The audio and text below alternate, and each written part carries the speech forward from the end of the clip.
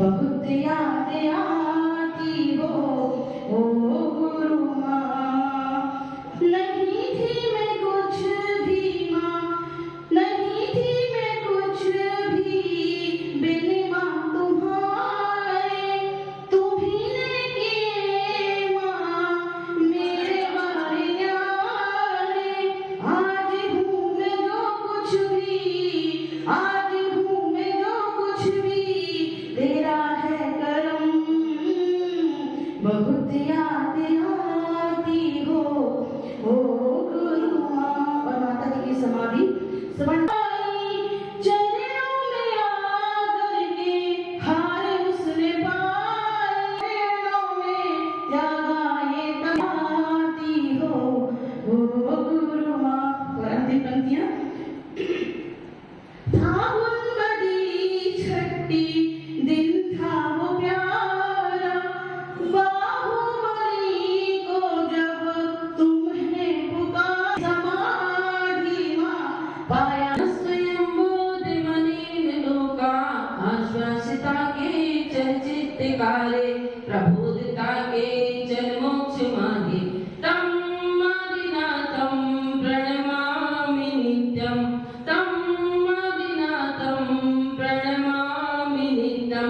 बोले श्री आदिनाथ भगवान की, चिंतामणि पार्श्वनाथ भगवान की, एक श्री महावीर भगवान की, गौटेश्वर बाहुबली भगवान की, आचार्य देव मुनि कुंजर आदि सिंधु, महावीर कीर्ति गुरुवर तब बात बंधु, वात्सल्य मूर्ति गुरुवर श्री विमल सिंधु, सूरी प्रधान गुरुवर श्री सन्मति सिंधु।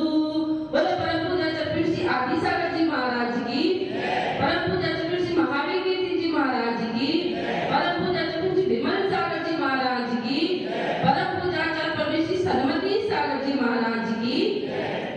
संयम सौरभ साधना जिनको करे प्रणाम, त्याग तपस्या तीर्थ का सुंदर सागर नाम, सुंदर सागर नाम। बोलो परम पूज्य आचार्य श्री सुंदर सागर जी महाराज की।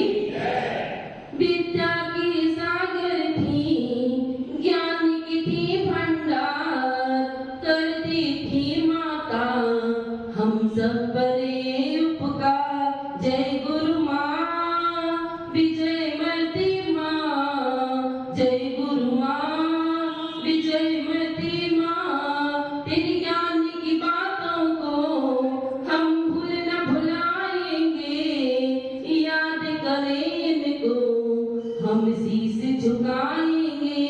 जय गुरु माँ विजयमती माँ, जय गुरु माँ विजयमती माँ। बोलो परम पूज्य प्रथम गणेशमंत विजयमती माता जी की जय, धर्म की। बोलो समस्त आचार्य संघ की।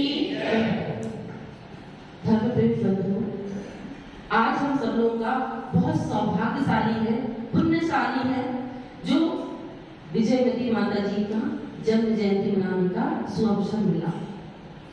हम जन्म जयंती या दीक्षा जयंती क्यों मनाते हैं? वो तो स्वर्ग चले गए, फिर हम उनकी जयंती क्यों मनाते हैं? तो कहा है कि बंदे तद्गुण लब्धे। इस भावना से हम गुरुओं के गुणों को स्मरण करते हैं कि हे गुरुवर, जैसे गुण आप में थे वह गुण हमारे अंदर भी आए। हम अपने पुण्य का अर्जन करने के लिए गुरुओं की दीक्षा जयंती और जन्म जयंती मनाते हैं। इसी श्रृंखला में आज विजयमती माता जी का 95वां जन्म जयंती है। माता जी का जन्म 1 मई सन 1928 में कामा नगरी राजस्थान में हुआ था। हाँ, उनके बचपन का नाम सरस्वती बाई था। उनके पिता का नाम संतोषी लाल बड़जात्या और माता चिरौंजा देवी थी। वह 5 भाई और 4 बहनें थी। माता जी पहले जमाने में बहुत छोटे में ही शादी हो जाती थी, तो माता जी की बचपन में ही शादी हुई।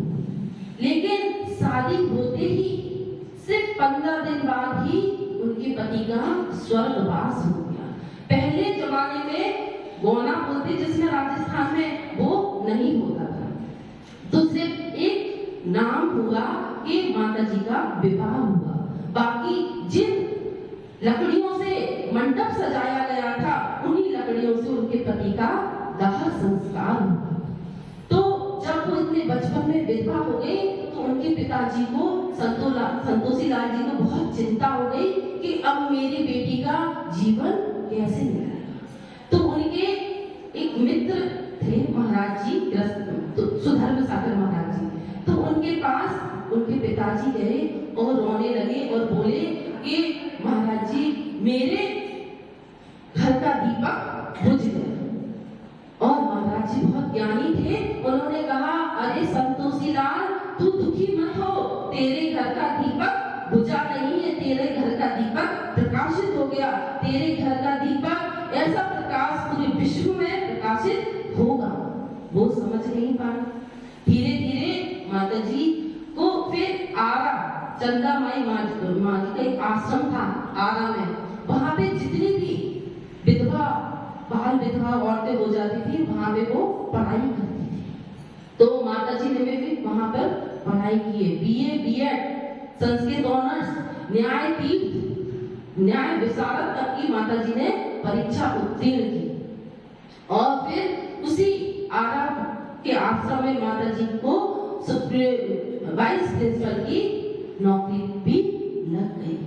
माता जी वहां छोटी छोटी बच्चियों को सबको लेजम सिखाती थी। और इसी बीच माता जी के जीवन में आचार्य विमल सागर महाराज जी आए आरा में। माता जी ने उनका दर्शन किया और उन्हीं से ही माता जी ने 2 प्रतिमा के व्रत लिए और फिर 7 प्रतिमा भी आचार्य विमल सागर महाराज जी से ली। और फिर धीरे धीरे उनका बैराग बहुत बढ़ता गया और उन्होंने आगरा में सन 1962 में आचार्य विमल सागर महाराज जी से आर्य का पद के दीक्षा ली। और इस प्रकार माता जी इस वैराग्य पथ पर बढ़ती रही। जब आचार्य महावीर कीर्ति महाराज जी आचार्य विमल सागर महाराज जी के शिष्य थे तो माता जी को अध्ययन करने का बहुत शौक था, पढ़ाई लिखाई में उनकी बहुत रुचि थी। और आचार्य विमल सागर महाराज जी के पास तो दिन भर भीड़ लगी रहती थी, तो शायद माता जी का अध्ययन की वो गहराई में नहीं पहुंच पाती थी। तो उन्होंने और आचार्य सरस्वती सागर महाराज जी ने दोनों ने अपनी भावना व्यक्त की कि हमें महावीर कीर्ति महाराज जी के पास अध्ययन के लिए छोड़ दो। तो फिर आचार्य विमल सागर महाराज जी की आज्ञा से आचार्य सरस्वती सागर महाराज जी आरिका विजयवती माता जी आचार्य महावीर कीर्ति महाराज जी के पास अध्ययन किया। उन्होंने तंत्र मंत्र विद्या सब कुछ बहुत अच्छे से उन्होंने पढ़ाई की। फिर पढ़ाई करने के बाद उन्होंने कई आचार्यों को पढ़ाई करवाई। आचार्य कुंथू सागर महाराज जी माता जी बताती हैं जब गृहस्थ अवस्था में थे तो वो संकट चिंत्यालय माथे पर चलकर जाते थे और उन्होंने ही माता जी के पास रहकर अध्ययन किया। ऐसे बहुत बड़े बड़े आचार्य कुमुद नंदी महाराज जी, देव नंदी महाराज जी, कुंथू सागर महाराज जी और भी कनक नंदी महाराज जी, उनको माता जी ने ही अध्ययन कराया पढ़ाया। हाँ, चारुकर कीर्ति भट्टारक जी तो जब माता जी स्वर्ण वेलगोला में सन 1981 का जब माता जी ने महामस्ती का अभिषेक हुआ उस समय जब माता जी स्वर्ण वेलगोला गई और उसके पहले भी महावीर कीर्ति महाराज जी ने हुंचा पद्मावती में चातुर्मास किया था। जब चारु कीर्ति भट्टारक जी लोग छोटे छोटे थे तो माता जी के पास पढ़ने के लिए आते थे और माता जी को बिहार में वो लोग कमंडल पकड़ के चलते थे तो माता जी पूरे रास्ते उनको कुछ ना कुछ अध्ययन कराती रहती थी। वो नित्य प्रतिदिन हमने उनकी दिनचर्या देखी। मैं ब्रह्मचारी अवस्था में 5 साल उनके पास रही। तब सुबह 3 बजे से उठ जाना और अपना ध्यान स्वाध्याय सामायिक अध्ययन करना और सुबह 6 बजे उनका मौन होता था। जब उसके पहले संघ की छोटी आरिकाएं 5 बजे से सामूहिक पाठ किया करती थी और जब भक्तांबर का रिद्धि मंत्र का जाप होता था सुबह से जब माता जी का मौन होता था। और दोपहर में भी वो 12 से 2 अखंड मौन रखती थी। मतलब मौन बहुत, लेकिन फिर भी उनकी आशीर्वाद से आज जाने कितने लोगों को कितना उनके जीवन में परिवर्तन आया। उनके निमित्त से बहुत लोग त्यागी व्रती बने, बहुत उन्होंने समाधि करवाई। एक घटना है कि जब माता जी का चातुर्मास, माता जी तमिलनाडु में भी 10 साल रही और वहां पे उन्होंने 10 चातुर्मास की और वहां पे 35 मंदिरों का जीर्णोद्धार कराया। 1981 में जब स्वर्णविलोका महामस्तकाभिषेकमान माता जी तमिलनाडु ही चली गई, वहां पे जैन धर्म इतने प्रकाश में नहीं था, कोई जानता नहीं था कैसे सत आवश्यकों का पालन करना पड़ता है। वहां पे बस गरीबी बहुत थी, किसान लोग रहते थे, वो मंदिर में सामग्री दे गए, वहां वाद्याल बोलते जो पुजारी रहता उसको सामग्री दे गए, वो फिर पूजा पाठ करे और ये तो अपने हल उठाया और किसान ही करने के लिए किस क्षेत्र में चले गए। लेकिन माता जी ने जब वहां पर चातुर्मास किया तो तमिल भाषा सीखी। माता जी को तमिल आती थी, कन्नड़ आती थी, गुजराती आती थी, संस्कृत आती थी, इंग्लिश आती थी, हिंदी आती थी, कम से कम 8-10 भाषाओं का माता जी को ज्ञान था। तो अभी भी जब तमिलनाडु तमिल भाषा में माता जी प्रवचन करती थी तो वहां के लोगों को बहुत अपनत्व हो गया कि ये हमारी माता जी है, नंदे माता जी आई थी, ऐसे वहां के लोग बोलते हैं। अभी भी जाओ तो हर घर में आपको माता जी की तस्वीर जरूर मिलेगी, क्योंकि वहां पे माता जी ने छोटे छोटे गांवों में जाके धर्म का प्रचार प्रसार किया, लोगों को सिखाया कि तुम खुद स्वयं अपने हाथों से पूजा करो।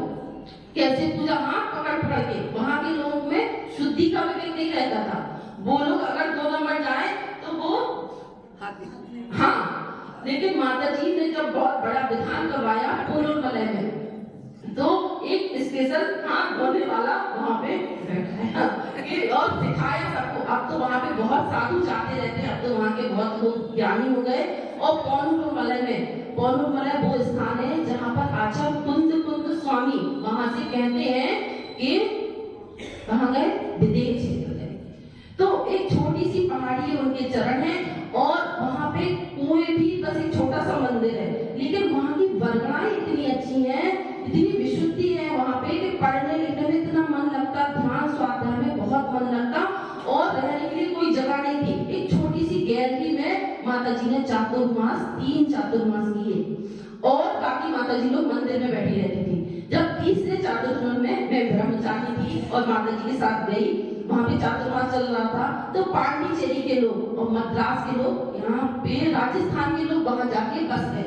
तमिलनाडु के लोग तो हैं ही है, लेकिन काशी वाले खंडेल वाले लोग वहां पे बहुत ज्यादा है। तो हर संडे पांडिचेरी की बस आती थी, तो लोगों ने वहां पे विनती की कि माता जी अब 2006 का महामस्तकाभिषेक आ रहा है, इस साइड भी बहुत सारे साधु आएंगे, आप थोड़ी प्रेरणा दो लोगों को कि यहाँ एक संत निवास बन जाए।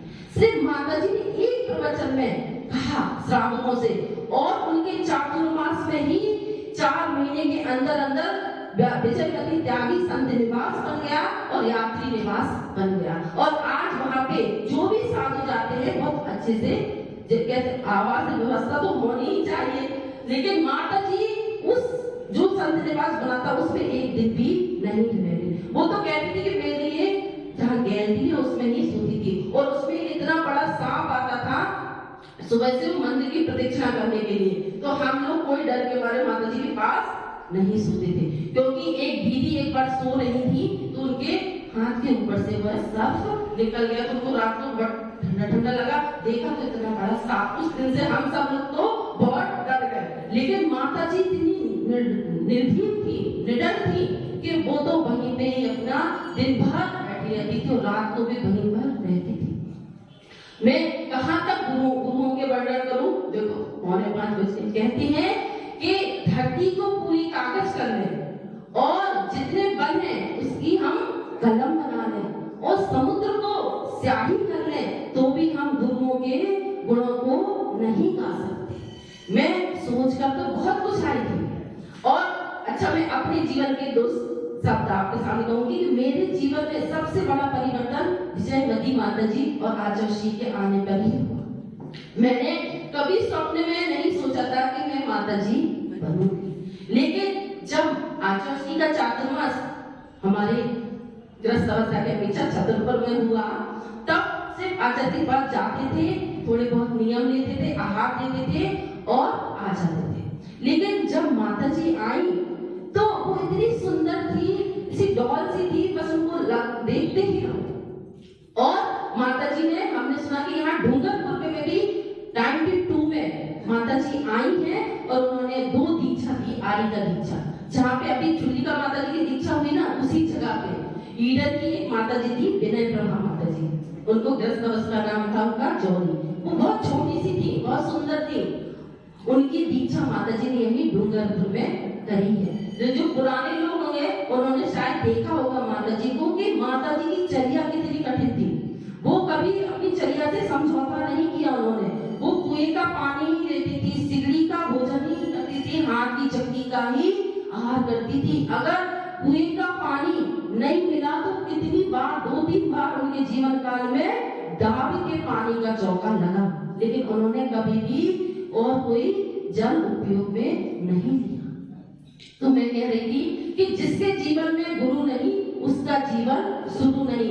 यह वाक्य शायद मेरे ही जीवन के हैं कि अगर मेरे जीवन में माँ विजयवती माता जी नहीं आती तो शायद मैं आपके इस रूप में आपके सामने नहीं बैठी होती, क्योंकि मैंने अपने जीवन के छोटे से छोटा नियम से लेकर महाव्रत तक के सारे नियम विजयवती माता जी से ही लिए।